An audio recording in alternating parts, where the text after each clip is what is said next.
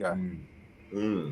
Welcome to the Mrs. R Relevant Daily Draft Podcast. Normal Thursday night crew with EJ and Andrew. Special guest Zenny. Zenny, it's your first Draft Professor podcast. Welcome to the channel. How are you doing? Honored to be here. I'm doing well. Thank you so much. Thank you. Cool. So we're going to be discussing Utah and Texas Tech here in a few minutes.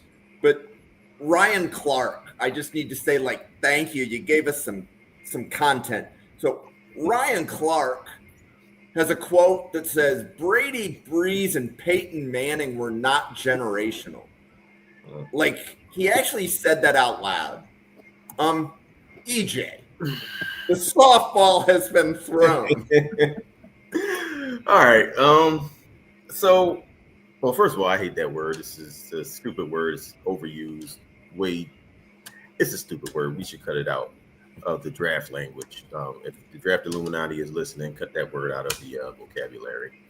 But with what Ryan Clark, I mean, if they're not generational, who is? I would say, but if he's looking at it from a physical abilities aspect, then he's right. They're not generational physically. They're not going to wow you with their physical traits, but mentally, work ethic wise, being prepared, being able to read and react defenses. I mean, if you've seen Drew Brees back in Purdue, that's the same Drew Brees that was in New Orleans. He could grip it and rip it. He could pick apart a defense with his brain, and he knew how and when to deliver the football. Same with Peyton Manning at Tennessee. Peyton Manning they both had their learning curves to get through the league, but that elite work ethic, that elite read and react, that elite processing ability, I call that generational, because we don't see that every draft. We don't see that every few drafts. But that's where I say those are generational prospects and generational players. But if he's just looking, it's all about how we define that word. But if he's talking about just from a physical aspect, then yeah, they're not generational. But from a more mental aspect, from a quarterback aspect, they absolutely are. The proof is in the pudding. But we need to get rid of that word as a draft community ASAP, because it's a ridiculous word. It's lazy. It's lazy. That's what it is. It's lazy. I mean, I haven't seen a generational prospect yet. I mean, all due respect to Travis Hunter, but I mean that's a whole nother show, because I don't think that the playing two ways anyway. But I don't want to derail the show. But that's my 2 cents on that. Oh, well, and it's funny because as soon as I saw that quote by Ryan Clark, EJ popped into my head within a second. So EJ, you have at least manipulated. You have a small corner of my brain. Okay, rent free. I love it. Yeah, but the show is about Utah, Texas Tech. Zenny, when you look at Utah and Texas Tech, what do you think we will be talking about from a draft standpoint? Let's say in December, January, when we're coming back to look at the tape, what do you think we're going to be talking about at Utah, Texas Tech? You're going to be talking about quarterbacks, because if you take, for example, the Red Raiders, you have Baron Morton. He's already thrown for 1,000 yards, and he's really in an offense that, well, hey, it's Texas Tech. You talk about generational. That's an argument. That is a college team that has a generational habit of throwing a lot, but they've managed to mold in something they didn't do back very well in the past. Mold in the mobile quarterback, but we'll be talking about him. Will he be a first round pick? That remains to be seen this year. I think it's a strong argument that maybe 3rd round or 4th round, depending on how the team does. But we'll definitely be talking about him. Absolutely. And for Utah, we have Devin Dapier, who's a great dual threat weapon for quarterback, which promises a great game I'm excited to see. Now, how high will he go in the draft? Where will he be? You know, I really love the combine to see how quarterbacks flesh out, right? I don't know if anyone else has been able to attend the combine here. I've been to 3 of them, but my colleague Bill Carroll's been to all and a bunch, and we have a pretty good track record with our company. But at any rate, I there's always a surprise among quarterbacks at the combine. Like, well, we'll take Shedeur Sanders. Bill had this question, and you want to ask questions to people, and I love Shedeur. I mean, I haven't had chance to meet him. I didn't go to the draft. Bill went representing his NC media this time, but I mean, what I meant the combine, not the draft. But and at the combine, Bill asked Shedeur, or tried to ask the Shedeur a question. He said it's 3rd and 8. Gave him the down and distance situation, and I forgot the whole question, but it basically is, what do you do? Now, it has to be understood in the context of what was going on at the time. He had all these people asking him non-football questions. They might have asked him if he puts on lipstick in the morning. Seriously, it was that bad. So Shedeur looked at them with the question as if he had, sprouted antlers or something like that, and said, "Are you like an agent for one of the teams?" And it was either cringe or funny, depending on your point of view. To me, it was a combination of both. But I can see now how some people would rub him the wrong way. And sure enough, we didn't. If you had told me that incidents like that were going to define him, I would have said, no way. But they did. And as much as we don't want to believe people judge others like that, and we try to dismiss that it'll happen, because I've seen it happen before, it happens, right? So that's why the combine is so important. So getting back to these 2 gentlemen who are going to be playing on Saturday, that's really when you get the idea of who's where people are going to go, how they're going to fit with the league. Yep. And Bill Carroll and I interviewed Pooh Paul on this very podcast last year, and he did the same thing to Pooh Paul live on the air. So I know Bill. Bill's actually coming on the channel next Tuesday. Good. But yeah, like that. I should text definitely him. represented Bill Carroll well there. But Andrew, when you look at the 2 quarterbacks in this game, where were they for you over the summer, and have they done anything to change your mind now? Devin Dampier, I enjoyed him last year when I got to see him in bits and pieces. I didn't get to watch him much over the summer because I feel like his size is going to be something that's going to be really hard to overcome for him. That was something Trevor Sikkema actually talked about him this past week on his show, and he said the same thing. Like, at this point, he's a great college quarterback, but the physical limitations are going to be something to overcome. And I think, too, fairly or unfairly, not comparing him to who I'm going to mention, Bryce Young is going to make it really hard for smaller quarterbacks to be able to break through again. Like, I remember when it was Russell Wilson was able to break that ceiling, and then Baker Mayfield was able to break it with the size and the system. I don't want to say Bryce Young is making everything go back 10 years in quarterback valuation, but I definitely think he's making people think about it a little bit differently. But that being said, Dampier strikes me as someone who could be a 10-year vet, just hop around, be a backup for a couple teams. He's somebody that could play a Week 18 game if you need someone to just make sound decisions, provide a little bit of playmaking ability, so that way the fans that have that ticket don't think, oh my God, I just need to send this to SeatGeek. Hashtag not a sponsor here. But hey, you're on YouTube. You got to say it. But as far as Morton goes, I didn't get to watch him over the summer, but from my casual viewing at Texas Tech, I love his arm. I love his mechanics. I definitely think he's somebody that I would say right now, probably a day 3 guy just in casual viewing. But I definitely think he's somebody that could keep rising for sure. As Zenny mentioned, the nice part of being at Texas Tech, you're going to pass the ball a lot, so you're going to get lots of reps and lots of chances to do that. And they're getting into the thick of a very interesting schedule. They're ranked. They have a lot of good matchups coming up worth watching. So you're going to know very quickly what Morton's going to be like. So it is a very fun, underrated quarterback matchup. Not often you could say that with the Utah game. Hey, Andrew, I wanted to get your opinion on something if I could, Jim. So, right? Yeah, go for it. Yeah. my read on the problem with Bryce Young and also Mr. I don't see it's a problem now, of course, with Dan Pierce because we're talking about the success of these two at the college level. But the NFL, they have there's a tendency to use tighter line splits, and what that does is it brings the defense effectively closer to the offense and the objective of the quarterback, which I can never understand. I'm thinking if I've got a guy who's a Bryce Young or somebody else, I want to give them. I literally want to move the lineman out of the way by the design of my formation, right? And so I don't understand why.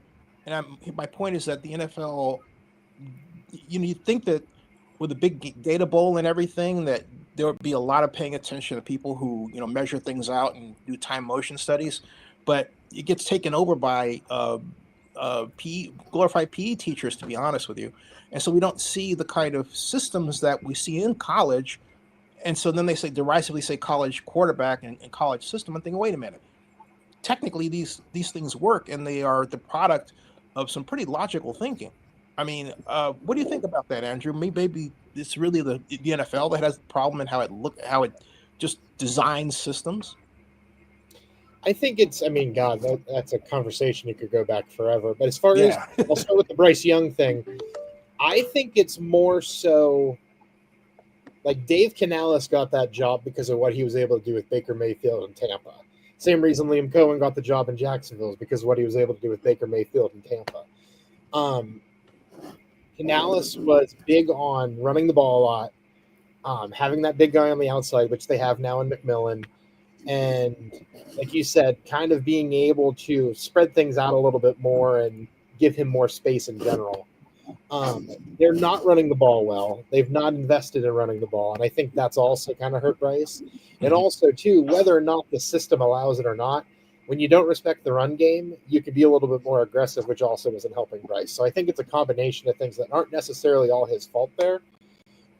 As far as the system goes, I think things at the college level, as far as quarterback development and everything like that, has just been dumbed down is too harsh of a word. Simplified, I think, is the best way to put it. Mm-hmm. And when they get to the NFL, I actually just had this discussion with somebody else earlier on another show today, that's why you see all these recycled guys getting these extra chances. Like Daniel Jones is on his third chance in Indianapolis. Carson Wentz is on his 18th chance in Minnesota, and he's going to play this weekend. Geno Smith got an extra chance in Seattle and now Las Vegas, and he's done well. Baker, obviously, in Tampa is another good example. They don't always end well. But I think it's one of those things where those guys were in the system 5-10 years ago in that range, and they had more faith in it then. I think the way it's going now, not to sound like grumpy old man here, I just think they've simplified it a lot. Based on the attention span of a lot of, I think, Andrew, some of that, if I may, some of that simplification comes from. Well, I'll give you an example. I just interviewed my longtime buddy Mike Silver. He has a great book now called "The Why Is Everything," and but there's a portion in that where they're discussing the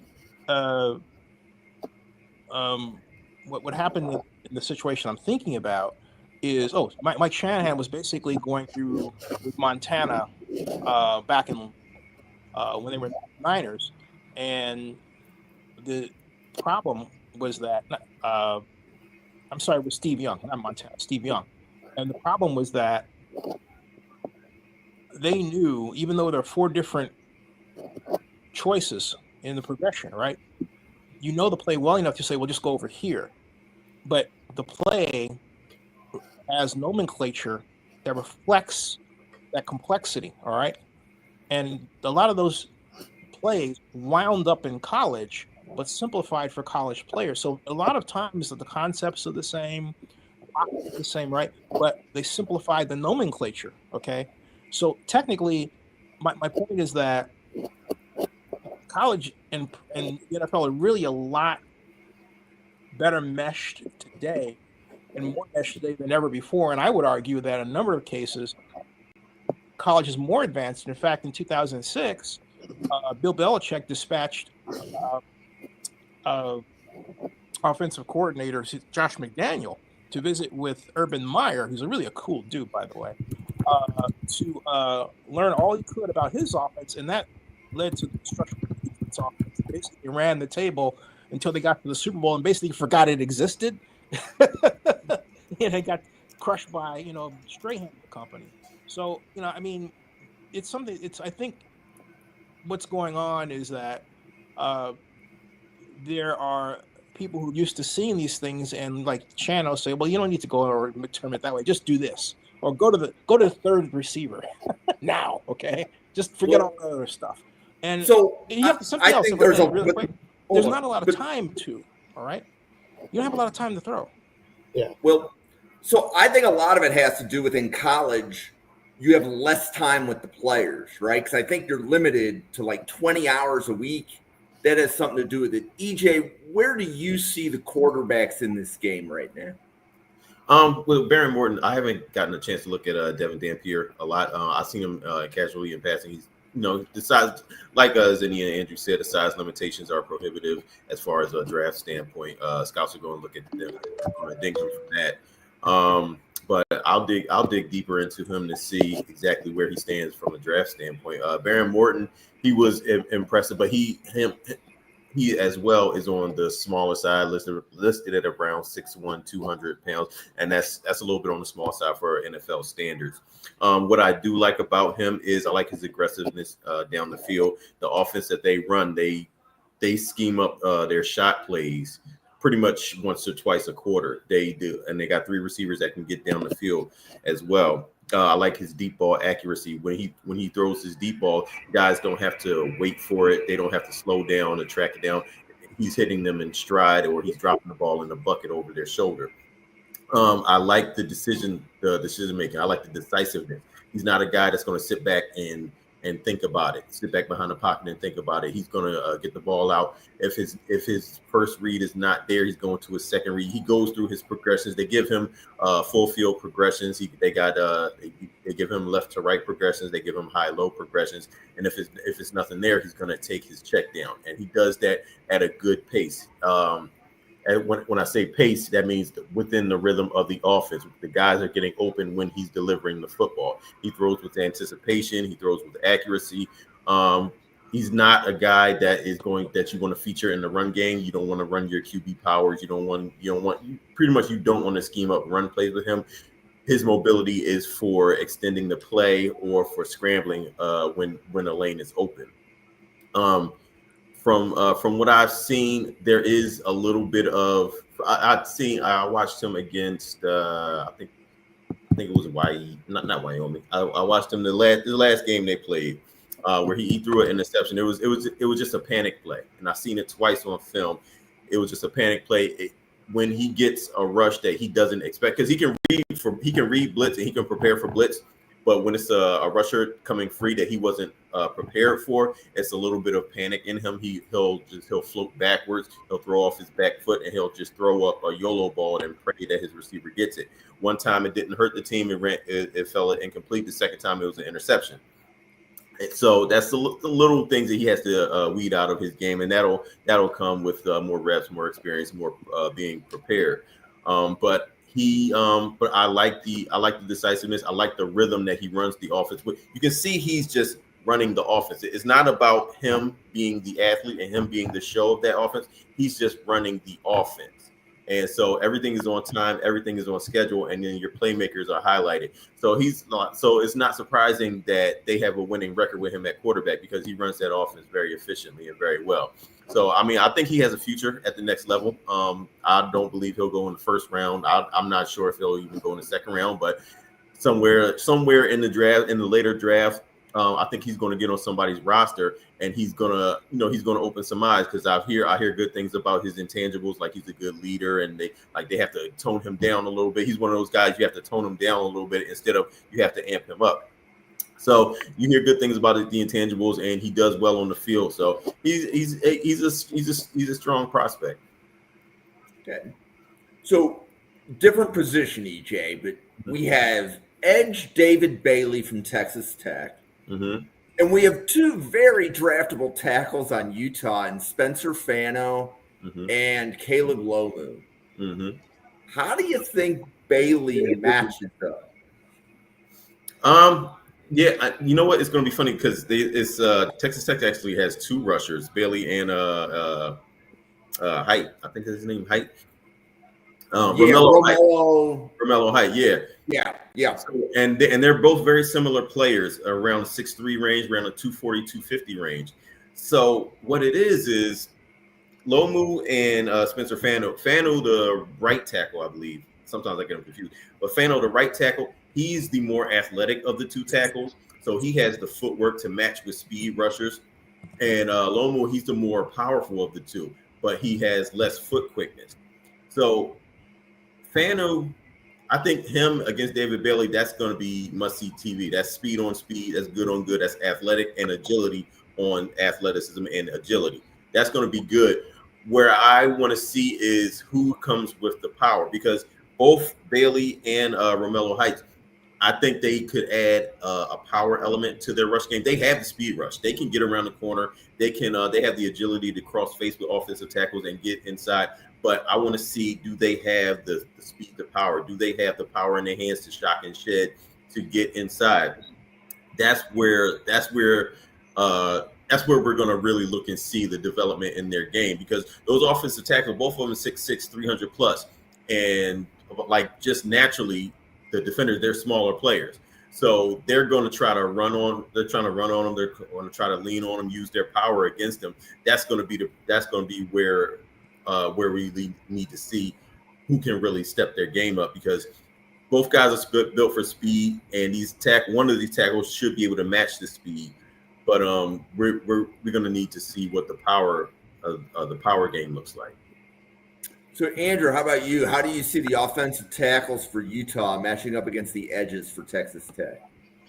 I'll talk about David Bailey since EJ touched on the tackles. I think it's going to be maybe the biggest game on the schedule for Bailey. He's somebody I really liked in the summer.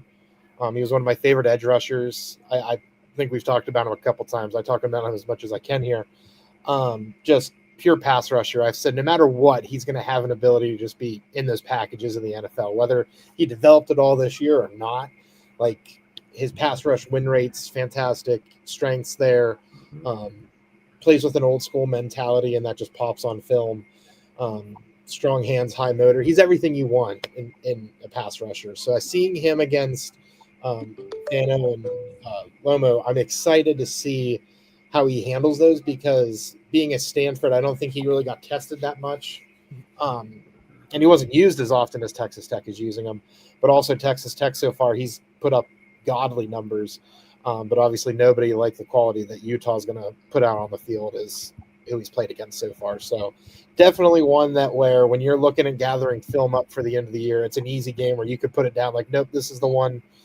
I can already mark it down that I'll be watching it several times. Yeah, so Zenny, how do you see the offensive tackles for Utah matching up against the edges from Texas Tech? Well, I haven't really had a chance to study that, so I'm going to defer to what I've heard. On all honesty, I look more at the quarterback and quarterback play. So, but in terms of what I look for when I do look at offensive line play, I always look for technique. And here's where I want to see it's more coaching, because I believe a lot of people tend to judge an offensive lineman as if, well, they sort of started doing it in the womb, right? But I go back to my favorite offensive line coach of all time, Dan Rakadovich, goes back to the 70s. He popularized blocking here, chest high, open hand, pushing out. And if you take a look at the teams that do that, even to this day, or variations of it, the Patriots used a variation of it. Cal's using it now, and to great results early on. But it helps you form the pass pocket better. So that's what I tend to look for. If anybody has watched that, and perhaps Andrew, you watched it from that perspective, I'd love to hear your opinion on that. Yeah. So I want to kind of pivot back. So I have a couple questions. So Romello Height. There were questions, like as I was talking with the linebacker group and the defensive line group, do we consider him from a NFL perspective as a linebacker, an edge? Like I know that EJ, you're an Eagles fan. Is he a Fangio edge, but an outside linebacker if he's not with a Fangio defense? How do you see him? Yeah, I haven't seen him in any reps as a stacked linebacker, like behind the defensive line. I've just seen him on the edge. So what you can do, so like he can be a Fangio edge. He can be that guy that's coming from a 7 technique, coming from a 9 technique. As far as a stacked linebacker, I haven't seen that because I don't know if he has the instincts to read and react. I don't know if he has the hand usage or anything like that. But as far as I'm concerned, he looks like an edge to me. Well, you see, and that's what I needed to know.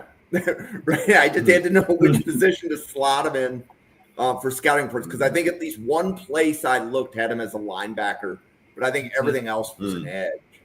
Andrew, did you have anything on Romello Height? He's on my watch list, but I didn't get to him over the summer or anything this year. So this is, again, one of those fun moments where I get to listen to EJ break him down in depth. And I just have, like I said, I have him on my watch list for now. Another name to look for on Saturday. Okay. And then there's also 2 safeties in this game. Yes. So if you like safety play, I think you're going to come back and look at Utah Texas Tech tape, because there's Tao Johnson from Utah, Cole Wisniewski from Texas Tech, and I think both of them are going to have their names called. I think it's going to be probably, because it's a safety, it's going to be closer to day 3 than it is day 1. But EJ, what do you have on both of the safeties? So I got to look at Tao Johnson. I missed Cole Wisniewski. I didn't have time to look him up, but I will get to him. But Tao Johnson, he 6'1", 200 pounds. He looks like he runs fairly well. They play him close to the line of scrimmage on the second level of the defense. He also can play on the roof of the defense as a single high safety. So they use him in a lot of different ways. So I like that versatility there. He's a guy that can he has the range if you want to put him on the roof of the defense as a single high. He can, but I like the physicality that he plays with. He wants to come up and hit somebody. So I see why they put him up closer to the line of scrimmage. So if you want to play him as like your down safety or your robber safety in a too high look, he can do that. And as far as athletic ability, he looks like he runs fairly well. Probably looks like he'll run in probably the 4.5 range. But at that size, that's plenty fast at that position. I haven't seen anything with his ball skills yet, because you got to have safety back there with some type of ball skills. I haven't seen any of that yet, but I'll keep watching. We're only about 3 games in, but I want to see. That's what I'll be looking for. I'll be looking for ball skills, and I'll be looking for whether he can play man coverage. Say, like if he can cover the number 3 receiver and coming out of the slot in man coverage. I'll be looking at to see if he has the footwork and he has to change the direction for that. But as far as just strictly being a safety, I like him in like a split safety look. He can come down as a robber. He can play some single high, but at the next level, I would like him in like the split safety look. But he's definitely an NFL player. Cool. And I'm like, being a Bills fan, we need another safety. So I'm paying very close attention to the safety classes. He actually would fit well in y'all scheme too. The way y'all play y'all safeties, he would fit well. Yep. And we need anybody that can play single high and can be a cheap version of Micah Hyde. Mm-hmm. Like that's going to be a and not get trucked. Yeah. So it's funny because in the Draft Professor group chat, a couple people nudged me and said, "Jim, we need a Bills draft chat." And I'm like, first of all, how am I responsible for making all the group chats for all the Draft Professors? Right? Like anybody can make a group chat, right? So I made it. And as soon as it got made, everybody starts talking about the type of safety we need. What does the safety board look like? Because some people have only watched about, let's say, 50 or 75 players at this time of year. So it immediately, that draft chat within 10 minutes, it was immediately a deep dive on safety play. Andrew, when you had asked earlier today, like, okay, who's the podcast on? Did you have a chance to watch Texas Tech at all?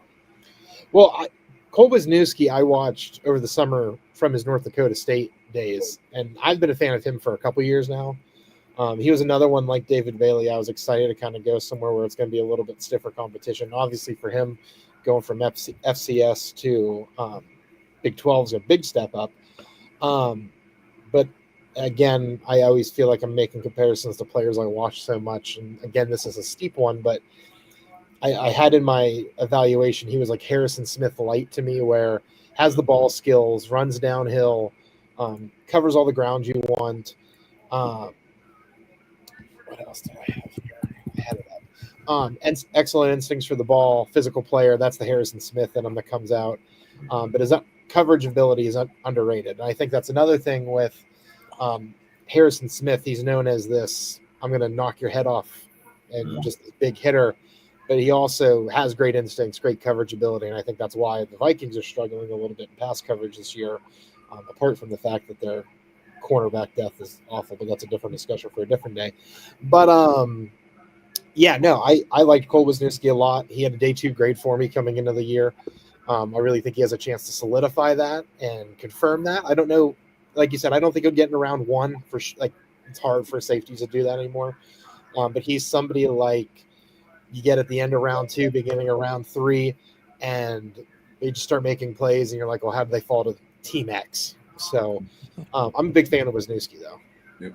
That's the Xavier Watts syndrome. Right. Yeah. Yeah, it's a very good comparison, actually. Yep. I love it. Okay. Zenny, do you have anything to add on players that are in the Utah-Texas Tech game? Yes. I'm looking at the safeties and also the linebackers for Utah. The highest rated guy is our Connor O'Toole, the defensive end. He's 250 pounds, 6'4". I'm dying to see how he performs in this contest. Just watching him, what little I have. I wonder if coaches say, hey, look, get your hands up to bat it. But I want to see if he has the range to actually do that. He'll have opportunities in this contest. Whether or not he does it is something else. Because I'm a big believer that getting push and getting your hands up is something that is not talked about enough and done. And we tend to talk about a player, and we have to remember the player is asked to do something the coach asks him to do. Right? They're not making it up out there on their own. And so I always like to know what the coaches are telling these players to do, because unfortunately that can impact your draft stock, because it comes up in a conversation, it comes up in evaluations, and if the coach isn't telling that person to do that, that can really ruin that person's ability to get drafted at a high position. Oh, of course, you could say, as a retort, he becomes a steal. Gotcha. But but there is that issue. But having said all that, I'm really interested to see how Connor fares in this contest. So EJ, is your cat okay? Yeah. She just wanted to hijack the podcast. Yeah. EJ, he got that epic beard, man. That cat's kind of like. If she takes a swipe at this, she got to go. So EJ, like, I love having you on the channel, right? So we're like in the chat, and you're mentioning you suggested that there were two edge players that you liked for Utah. How much did you like the edges for Utah? Like, are they fringe guys, or are they like legit guys? Fringe guys for right now. The two guys is Spencer Fano's brother, Logan Fano, and the other defensive end, John Henry Daly. John Henry Daly, 6'4", 255. He popped off because he's in the middle of a breakout season. His last year's career high in sacks was a whopping 1. But now, through 3 games, he already has 5 and 6.5 tackles for loss. So hey, why the difference, CJ? Why is that such a? Is he growing, or is he just is that what's going on? I think it's opportunity, more opportunity to play. He's getting more pass rush reps, and I think it's more development in the technical aspect of his game.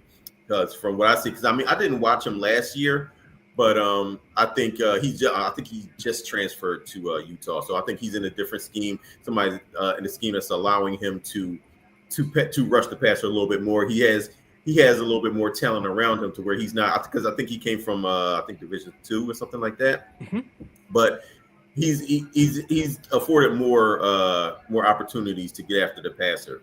So I think he's benefiting from that. And it's not like he's some outstanding talent or anything like that, but he's doing it with hard work. He's doing it with hustle. He's got a lot of second reaction sacks where the quarterback has held the ball too long, and so he can disengage and get the sack. But I watched him against Wyoming, and he had a nice spin move against the left tackle at Wyoming. He was a little bit overmatched. Henry had a nice little spin move to where he beat him clean. That's like when a defensive end beats somebody clean, that means the quarterback has no time to throw whatsoever. So he beat the left tackle clean on that one. He did it twice. He beat him around the edge and then beat him with a spin move. So that tells me he's got some pass rush moves in his bag, and he has some type of pass rush plan. Against UCLA, he had one sack and he forced a hold. Most impressive thing was he forced a holding penalty. He beat the offensive tackle around the corner, and it was either the offensive tackle was going to hold him, or the quarterback was going to get sacked. So he forced a holding penalty. So I look at that favorably too, because that's pretty much almost a sack anyway. So, but he's a try hard guy. I would say in the draft perspective, he's probably be like a day 3 guy. But we'll see how that goes, because he's definitely putting up production right now. And Logan Fano, he's the more athletic of the two.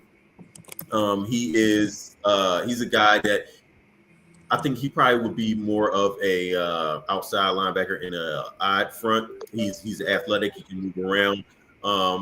I don't know if he has the power aspect to his game yet, to where he can be an every down pass rusher, but he has some explosiveness. He has some agility, and he has some speed. So he's a guy. These are 2 players to watch, and probably Utah has probably the best defense in that conference. So these are 2 guys that you want to keep an eye on. Cool. Love getting the new names, and that's why we're here at Draft Professor, right? We're digging, Yep. We're looking, and I appreciate the efforts that you're putting in, to prep. And we haven't covered Utah or Texas Tech yet this year. So I think we're covering Utah. It's either next week or the week after. But this was like a great intro to the teams. Andrew, anybody else on Texas Tech or Utah from a draft perspective that you'd like to name drop, talk about, shed some light on? Terrence Carter, tight end for Texas Tech. I watched him over the summer too. Came from Louisiana, Lafayette, I want to say. And he transferred there after the season last year. Strong hands, good yak ability. He looks a little stiff in his movement, but he can kind of surprise you with his burst off the line and his straight line speed. So not sure he's necessarily going to be a guy that you hear before middle to late day 3. But he's somebody that could be a fun player to watch on your team who's looking for tight end depth, or you need somebody to kind of be a little bit of a flashy playmaker potential in your depth. So don't have a whole lot on him, but who does he most remind you of? Oh God. It's funny. I used to be really big on comps, and I said like a Harrison Smith light here earlier. Mm-hmm. Unless it really pops out to me, it's hard to say. I would say, based off of just browsing my brain real quick, thinking about like the stiff movement, but he kind of can surprise you with his speed. Not nearly the size of him, because who I'm going to say is a giant. Darnell Washington now, can get a little bit of burst right off the line. Can truck you with the speed, obviously. Again, Darnell Washington's the size of a skyscraper, and Terrence Carter is not the size of that. But like I said, movement skills need some work, maybe some hot yogas in his future to kind of loosen him up a little bit with the limber. But yeah, like I said, strong hands, good yak ability. That's a good start for a tight end. Get him in an NFL camp, get him to start blocking, and kind of see what you got from there. So last night, we're talking about Lawrence Taylor's Taekwondo coach. tonight we're talking about hot yoga. Like, we are digging deep. We're digging deep. But if you guys didn't know this, Gabe Akis at Illinois, he trains with Lawrence Taylor's Taekwondo coach. Oh, Really? So if you look up this coach, he has been coaching edge rushers for 30 years. wow. Wow. That's Really? insane.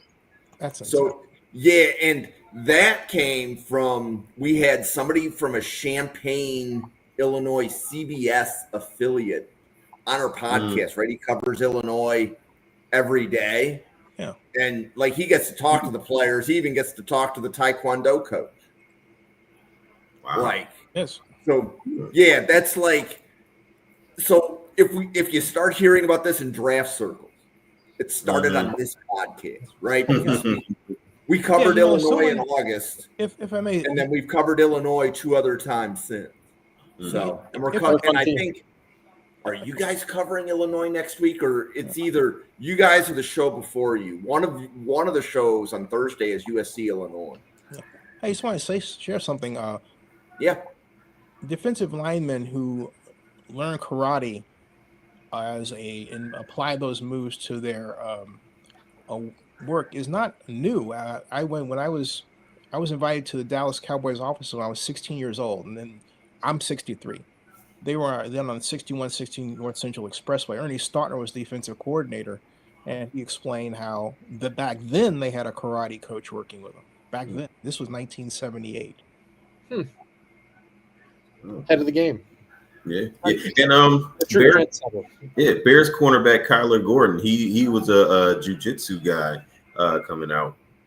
So I'm guessing it teaches reflexes and balance and core strength and all of that. So I guess it works. I think in those days, the Cowboys were using it just to basically get the offensive lineman off you, because it's music, right? So that was the idea. Get off me! Get off me! Okay, so Lander Barton, is he a guy? Is he draftable? Andrew, do you have anything on Lander Barton, the linebacker from Utah? Yeah, I watched a little bit of him. I didn't get enough to get a report on him. I actually had to dig for notes here because I remember writing stuff down. I thought he had good ball tracking skills, find the running back, coming out of the backfield or the ball in the air. Good sideline to sideline range, which obviously is vital if you want to try to make it in the NFL as a linebacker anymore with the speed of the game. Good size and strength for the position. Nothing too impressive. Like the way the linebacker position is valued now, like you've got those good instincts and those super athletes who really are the best ones at the position, where everyone else, this is not a knock on them, it's just, it almost feels like a dime a dozen. Like I'm seeing that right now at the Bucs. Like Levante David's the creme de la creme of the linebacking group there, like clearly. Yeah. And I get to watch when he's not making plays. I have to suffer through Servachi Dennis and Deion Jones and everyone else trying to pick up the slack. And it's clear they're just not the athlete that David is. And I think with Barton, not that he's necessarily even as good as Dennis, but Barton again is just probably one of those day 3 linebackers, maybe even a UDFA guy, but will probably make a team, plays hard. Coaches are going to love him. That's half the battle, especially for that position. So there's definitely a place for him in the NFL on a roster and some type of role, maybe even special teams to stick around. But hey, Andrew, I'm curious, does any aspect of his game remind you of, remember Evan Weaver from Cal? I've not seen. Oh, wait. Oh, you mean what year was he? I forgot about 2 years ago. 2 years ago. Yeah. Oh, man. 2 years ago. Yeah. Maybe a little bit from what I remember of Evan Weaver. Man, that's funny. You're pulling out a bunch of old names here today. I even wrote about Rashawn Weaver today for another job I had, so another old Weaver name. But yeah, no, I think that's not a bad comparison. I can't remember where Weaver went in the draft, but Arizona. I meant like what round? Oh gosh, it was like second, third. I have to look that up again. Just I remember being. We shared a plane ride together. You think I remember that? It's like I remember liking Weaver a decent amount, whereas with Barton, I just kind of felt like I watched another linebacker. And again, not to be mean or disrespectful, because hear my fat butt sitting here talking on the screen. But no, I just think Barton's kind of blends into the crowd more than he does separating himself. And that's what you got to do now if you're a linebacker. Like, you're either, oh, this guy's got it, or it's day 3, let's see what you got in and kind of develop sort of thing. Yep, agreed. And EJ, you wanted to talk about 3 Texas Tech wide receivers. And I know that you mentioned them briefly earlier, but feel free to drop names and tell everybody what you saw. Yeah, 3 guys like to keep an eye on. They got a trio of wide receivers there for Baron Morton. Reggie Virgil, Caleb Douglas, and Coy Aiken. Those are his 3 receivers. Coy Aiken is their slot receiver. He's about 6'2", 210.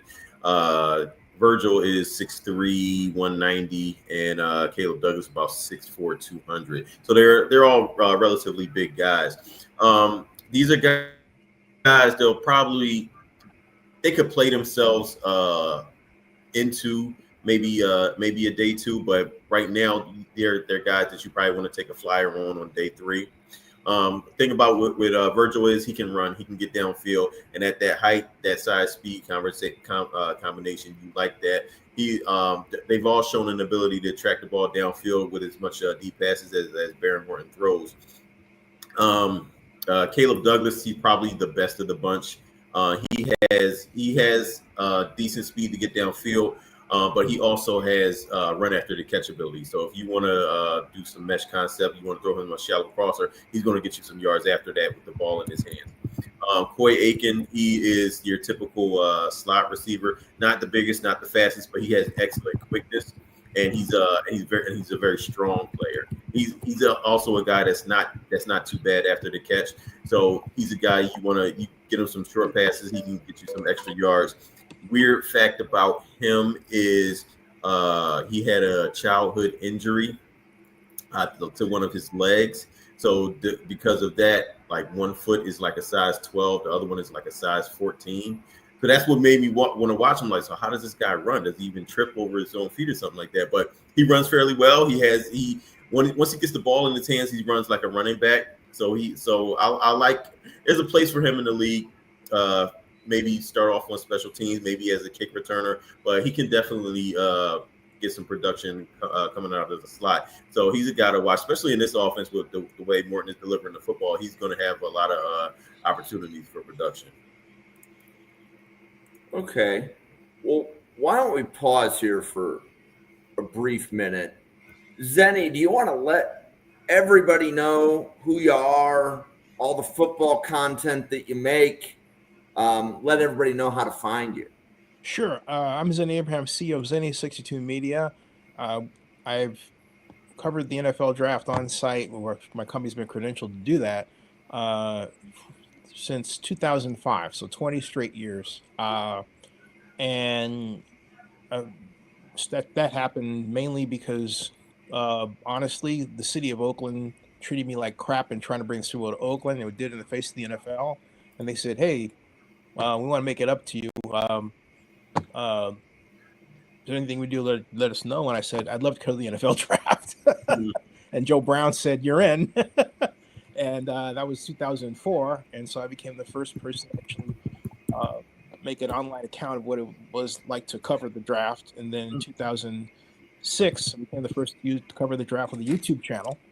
And that's when I met Bill Carroll. Well, 2005, I met Bill Chakas and the rest of the back of the club gang, as we called it, and then Bill Carroll and everybody else. And now we've got 11 bloggers. We're always looking for more folks, particularly NFL draft folks. And the NFL really allowed me to build what is now a media company, a Delaware C Corp, where I own 60% of the stock, but just by access. And so I can go on and on and on, but there it is. So if you want to know more, visit our corporate site is zenny62media.com. And we do online reputation management for clients, which really pays the news part, because as everybody knows, ad revenue doesn't do it anymore. But hey, look, there's a client needs help, doesn't like how they look online, we give you 15% of the retainer if they hire us. And there are a lot of athletes who need that kind of help. Well, it's been a pleasure having you on. Thank you. We'll talk more here in a minute. Andrew, you want to let everybody know about all the Vikings and Buccaneers content that you make? Yeah, it's been a busy week, especially with the Bucs. I think I've written 18 different injury pieces this week alone, and I'm really tired of it. Between everyone going on IR and getting injured, and we're flirting with coming back, and we're not. But anyway, you can find all my stuff on Bucs Wire and Vikings Wire, where I'm the managing editor and lead writer. So, handle on Twitter /X at MandrewNFL. That's about where it's at right now.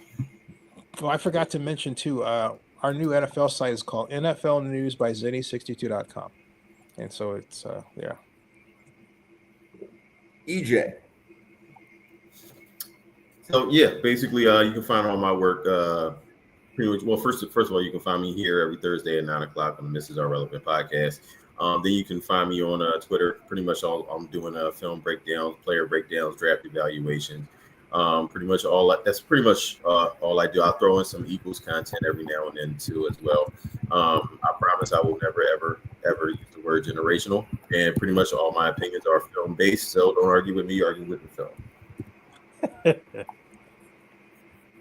Well, welcome to the Draft Professor, everybody. If this is your first time catching us, we're here every night, 7 p.m. Eastern, 9 p.m. Eastern.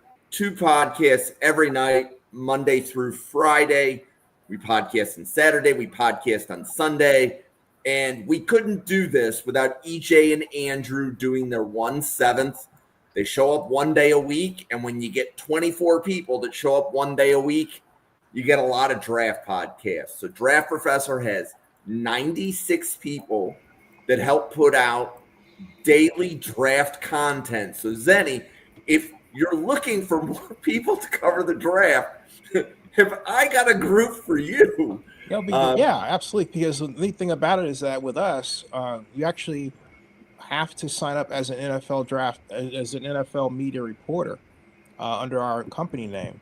So I definitely, absolutely, it'll be a godsend. And if, for example, if the Senior Bowl restricts themselves to only NFL credentialed media, wow, you might become Draft Professor's next best friend, because if we go in under your organization, we might be able to get access that we couldn't otherwise get if that Senior Bowl rumor happens to be true.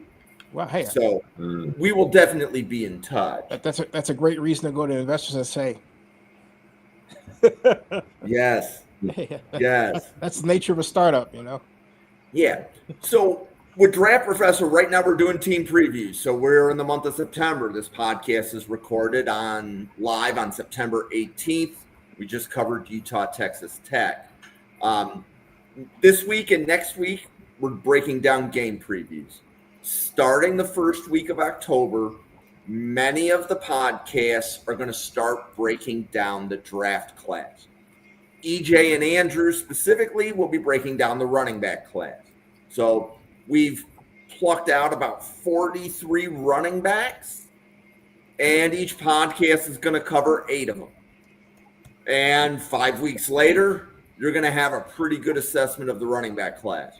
Some of the podcasts will have wide receivers, a different one will have defensive line, different one offensive line. Every position group has a specific weeknight that position is covered. So that'll take us all the way up to December. But if you're looking for the first breakdown of the draft class, it's going to happen right here in the Draft Professor. That's what we do. We podcast on the draft every day. Oh, hey, go to NFL News by Zenny62.com and then scroll down. You'll see something right now. Okay. Yeah. You'll see yourself. Well, thank you. Yeah, all of you. Yeah. So I saw a little tag. Yeah, I ported it over. So I have a question on, we'll kind of close this out with Utah, Texas Tech. Over under 5.5. Andrew, do you think more or less than 5.5 players in the Utah, Texas Tech game get drafted in 2026? I would say over. I think that's a good thing. Just, I mean, obviously you got the 2 tackles for Utah, Lomo and Fanu. Those are 2. Wisniewski, I think, will be another. Tao Johnson, there's 4. Lander Barton, Okay. the chance in there. David Bailey. So, I mean, yeah, I think over is a good shot. EJ, how about you? Yeah, that's over. Like just the names that Andrew named. Those are, I think, those are pretty much all draftable guys. I think they're going to get drafted. So I say over. Okay. Zanny, taking the over or the under? I'm taking over, substantially over, I think. Yeah. So the reason I chose 5.5, so Lomu can go back to school. There's no guarantee he's in this draft class. So I had Fano, I had Bailey, I had Morton, and those were the 3 that I definitely knew, plus the 2 safeties. But then anything after the safeties is really a maybe, right? So it's whether or not one of those maybes hits. So that was where I was. But I know that Andrew, I know that you got to bounce out of here in a minute. So for the 96 podcasters at the draft, Professor, for special guest Zenny, for EJ, for Andrew, for myself, thank you so much for tuning in. Go Bills, and we'll see you on a podcast again tomorrow. Go Cal Bears.